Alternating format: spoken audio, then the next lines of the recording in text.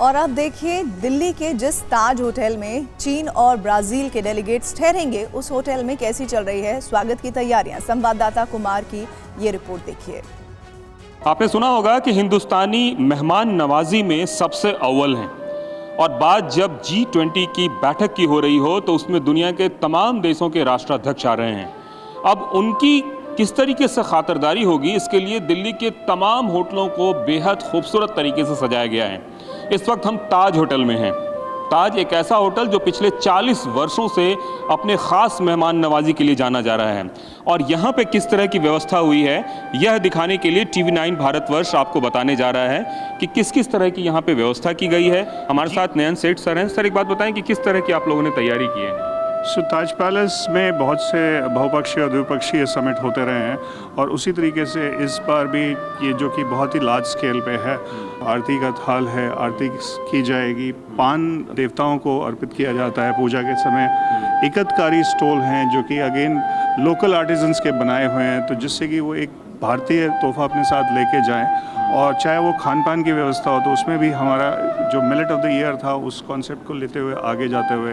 तो ये entry gate होगी। TV9 भारतवर्ष बता रहा है कि किस तरीके से गेस्ट जब इंटर करेंगे तो उसका स्वागत किया जाएगा और इसके बाद अब हम चलते हैं उस एरिया में जहाँ पे कि गेस्ट रुकेंगे, मतलब कि उनका रेजिडेंशियल एरिया, और वहाँ चल के आपको दिखाते हैं कि वहाँ की क्या व्यवस्था की गई है। आइए चलते हैं हम रेजिडेंशियल एरिया में।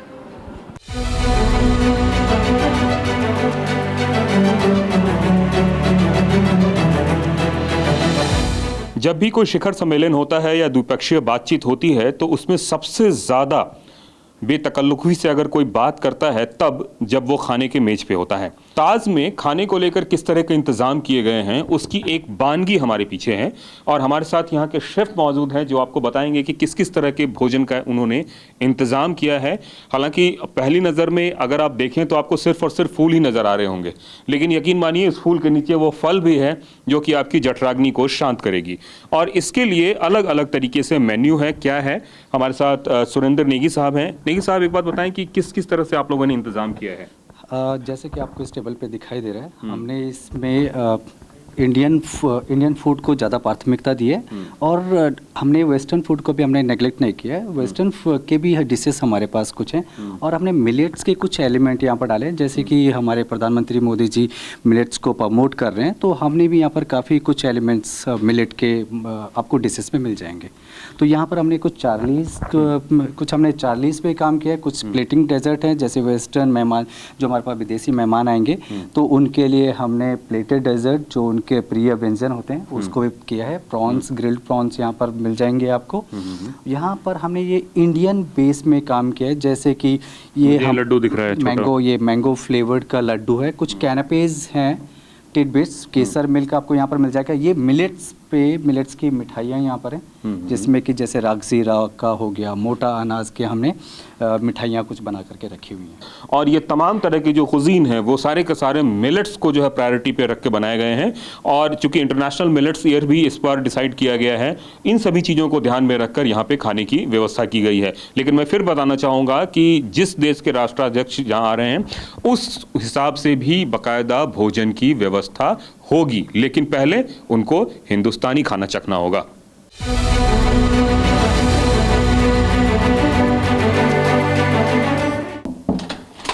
हर आदमी यह जानना चाहता है कि दुनिया का राष्ट्राध्यक्ष जब आता है तो वो कौन कमरे में ठहरता है, कमरे का साइज़ कैसा है, कमरे का स्वरूप कैसा है, क्या वो किसी महल से कम है। कई तरह ऐसे सवाल हैं जो आपके जहन में भी होंगे। इस वक्त हम ताज के प्रेसिडेंशियल सूट में हैं और ये आपको जो नज़ारा दिख रहा है ये नज़ारा किसी और का नहीं बल्कि उसी ताज के प्रेसिडेंशियल सूट का नज़र आ रहा है। सबसे पहले जब आएंगे तो इसका एक लिविंग एरिया है। इस लिविंग एरिया में 8 लोगों के एक साथ बैठ के खाने की व्यवस्था है।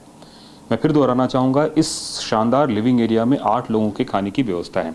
इसके साथ साथ अगर आप जब गेस्ट आते हैं तो गेस्ट अगर बैठना चाहते हैं तो उसके लिए लेफ़्ट में एक ऐसा एरिया बनाया गया है जहाँ पे गेस्ट बैठ भी सकते हैं। इसके साथ ही यहाँ पे वो जगह है जहाँ पे कि आपके गेस्ट बैठ सकते हैं और इसके साथ साथ अगर आप कोई ऑफिशियल वर्क करना चाहते हैं तो उसके लिए भी यहाँ पे एक छोटी सी जगह दी गई है। राष्ट्राध्यक्षों के चॉइस के हिसाब से फ्लावर का भी इंतज़ाम किया गया है। खाने पीने से लेकर तमाम तरह की चीज़ों में, जैसे कि अगर हम खुशबूदार फूलों की बात करें तो वो भी आपको यहाँ पे देखने को मिल रहे होंगे। फ्रूट्स वगैरह तो खैर है ही हैं। अब आते हैं उस कमरे में जिस कमरे में राष्ट्राध्यक्ष निवास करेंगे। आइए मैं आपको कमरा दिखाना चाहता हूँ। ये कमरा लिविंग एरिया के बाद अगर हम स्लीपिंग एरिया की बात करें तो उसमें 2 कमरे हैं। एक छोटा कमरा है और दूसरा बड़ा कमरा है। छोटा कमरा अगर राष्ट्राध्यक्ष के साथ कोई ऐसा शख्स है जिसके लिए और कमरे की आवश्यकता है तो उसके लिए एक कमरा ये है। लेकिन अब मास्टर बेडरूम की तरफ आते हैं और मास्टर बेडरूम की हम आपको तस्वीर दिखाना चाहूँगा। ये मास्टर बेडरूम है। इस मास्टर बेडरूम में तमाम तरह की वो सहूलियतें सुविधाएं हैं जो आप अपने घर में महसूस करते हैं। तमाम तरह की वो लग्जरी है जो आप अपने घर में देखते हैं। 40 सालों से ताज होटल की अगर हम बात करें तो यहाँ पे गेस्ट आ रहे हैं और दुनिया के तमाम गेस्ट आके यहाँ पे रुकते हैं। इनके पास अपनी एक लेगेसी है, अपनी एक हिस्ट्री है। कई सारे ऐतिहासिक पलों के ये गवाह रहे हैं और इनको पता है कि मेज़बानी में इनका कोई जवाब नहीं है और इनको पता है कि किस तरीके से इनको मेज़बानी करनी है। शायद यही वजह है कि पहली पसंद इस तरह के होटल्स की अगर बात करें तो ये ताज है। ये पूरा एरिया जो है, मैं फिर बताना चाहूँगा, प्रेसिडेंशियल सूट की बात करूँ तो 2 कमरे सोने के लिए हैं, इसके अलावा लिविंग एरिया है, इसके अलावा डाइनिंग एरिया है, इसके अलावा गार्डन है। और इन सभी चीज़ के साथ अगर जो भी राष्ट्राध्यक्ष आएंगे उनके लिए एक स्पेसिफिक, एक अलग से व्यक्ति होगा, एक तरह से शेफ कह सकते हैं, जो कि यहाँ पे उनके लिए जो खाने की चीज़ें हैं वो सब भी सर्व करेगा। तो जो TV9 भारतवर्ष आपको तस्वीर दिखा रहा है ये वो तस्वीर है जो काफ़ी अहम है। और अहम इसलिए भी है कि राष्ट्राध्यक्ष इसी कमरे में आके रुकेंगे, इसी जगह पे रुकेंगे और इसी जगह पे हिंदुस्तान का वो आईना आपको दिखेगा जिसमें कि आने वाले दिनों में हिंदुस्तान की शक्ति और हिंदुस्तान की जो डिप्लोमेसी है उसका अक्स आपको इस जगह पर देखने को मिलेगा। और इसी के साथ ही वक्त एक ब्रेक का।